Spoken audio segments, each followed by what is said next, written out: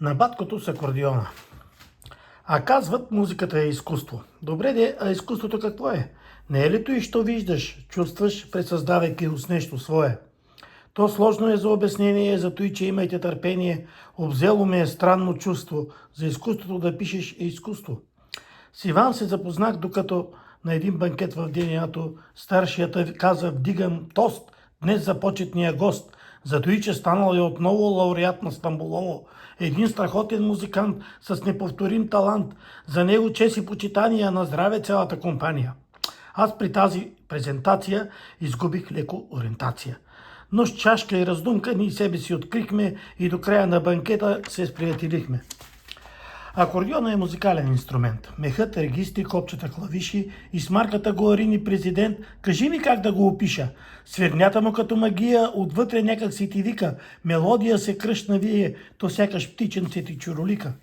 Стоях и гледам го в ръцете, а дано и аз прихвана, па след той и ако щете все чирак да си остана.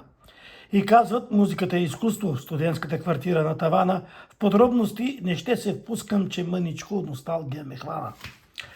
Една сутрин в кафенето, както пием си кафето, идва Богданов и вика: "Николаеве, тук ли ти е клавира, таз вечер Живко ще шофира. Бай Христо с нощи се обади и прилична сума даде. Аз зная, ти си печен, от тази вечер сме в наречен. Ще пътуваме с москвича, взимай шапка, шал и яке, по-дебело се обличай, че в Балкана знаеш как е." Зима, сняг и пътя страшен, на москвича задницата лека, в механата покрай калорифер прашен стояха няколко човека. Там, казано набързо и накратко, бяха кмета, Йолтата и даскал Владко. "Я, хайде, момчета, да ви чуеме свирнята, че да видим, ще ли да ни живне механата."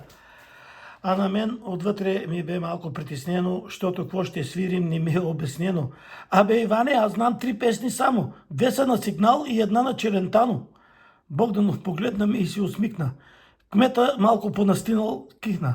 И като извади акордеона и зачеса, не мога да му видя пръстите къде са. Едната гама свърши, другата докато хвана, той вече е прехвърлил трета и четвърта гама.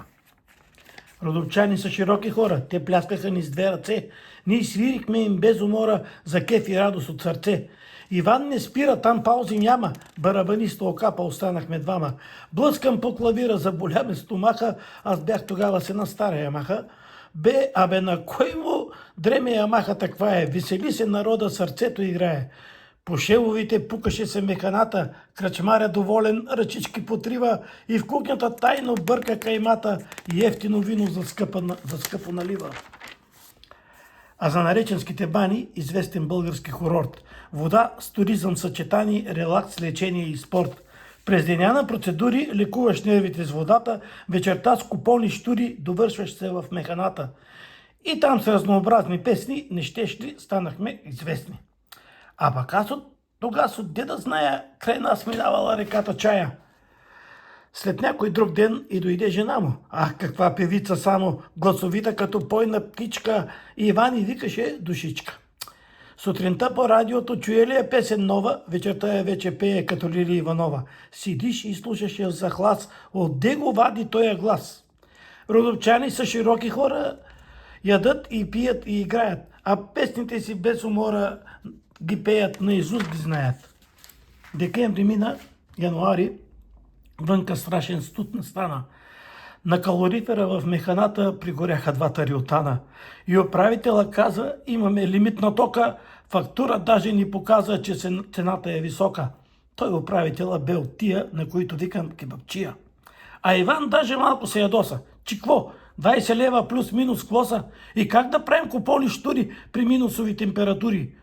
Хората му викат: "Абе, браво бе, Иване!" и гледат кой по-напред на хорото да се хване. С акордеона на главата, какво беше той чудо, публиката в механата аплодираше го лудо. Тъй минаваха ни дните, вечерите ни чудесни, аз запомних и научих даже 2-3 нови песни. "Ой, фикре, фикре и Бургаската гара, ще ти чакам, мила, на светофара." Формацията Богданов от механата прочукне се и по селата, а 5-годишното му на кръчмаря внуче и то на акордеона искаше да се научи. Подскачаха младежи, мъже, жени и старци, към нас присъедини се Иванчо Болярци. С прякора и ринката той панта голяма, ама иначе пак тропаше го яко барабана. А най-си доволен беше от всички бай Христо Кръчмаря с късите ръчички. Музиката свири, народа играе, сипва е разреденото вино и това е. За какво му е кухня с скъпи мезета, давай салата от зеле с кюфтета. Ето, че след февруари баба Марта се показа. По полетата с минзухари и с кукичетата по перваза. Пролетта разлистваше гората, птичките от юг дойдоха, но една вечер в механата настана малка суматоха. Бай Христо вика, свирете си както щете, ама музиката малко я понамалете, че уния двете сепарета са запазени от кмета. Тъй ли, кмета, каква е тъс мода, ние свирим за народа, нас не ни интересува кмета, ни в мирисените ти къвтета. Нема бай Христо какво да каже, скри се в тъмничката стая и по телефона даже позвани на полицая. Ало, кой е там дежурен? Идвай бързо в механата, защото след скандала бурен, майче ще му ям главата. И докато първите сепарета вече бяха заети от кмета, Наско Тошев беше той, дето си изяде боя. Извади палка и пистолети, да, ма докато се усети, Иван го хвана за яката и го метна в реката.